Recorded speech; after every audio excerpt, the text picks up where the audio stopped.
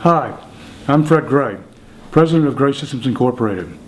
We've been doing continuing education and pre-licensure education for the Community Association management profession since 1988. We've had the opportunity to have discussions with thousands of managers throughout the years on issues and problems they face in their activities as a manager and the operations of their associations.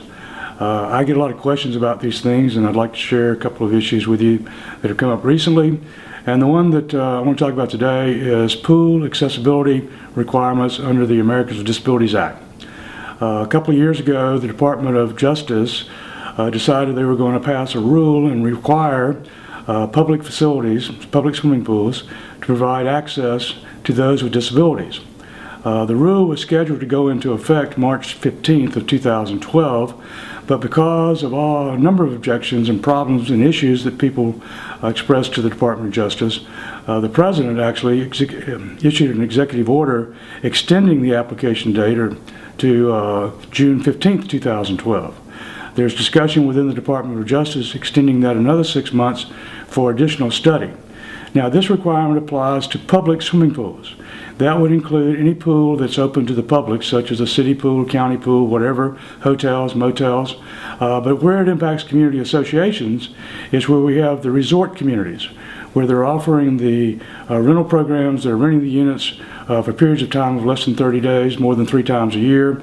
They're registered under Chapter 509, which is the hotel motel law, and the general public can come in and rent units on a nightly basis, weekly basis, whatever it might be.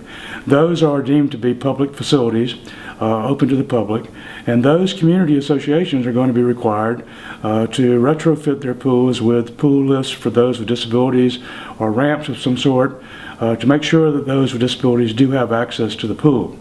So I had a lot of discussions with people operating those facilities, managers, boards of directors, and they've all expressed concern about that. The biggest concern is the cost factor. It's very costly to do this. There's also a urgency factor coming from the people that sell those pieces of equipment, saying you got to do it right now. And we wanted to make sure that the word was out that that's been delayed, and it may be delayed again. And we'll let you know as time goes by what happens with that.